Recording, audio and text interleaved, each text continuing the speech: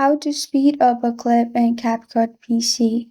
Hi everyone, I'm here to assist you today. Without any delay, let's jump right in. First, open CapCut and import your video, then add it to the timeline. After it's added to the timeline, click on the video in the timeline.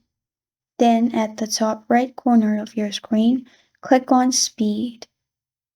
After you've clicked on Speed at the top right corner of your screen, simply drag the white slider on the right side. Select the speed you want. After that, play the video and it will speed up. If it still does not work or if it's still not enough, you can select it more to the right, which is the slider. After you do that, you're good to go. This is how to speed up a clip in CapCut PC. Thank you for joining me today. If this video helps you out, please leave a like and subscribe for more.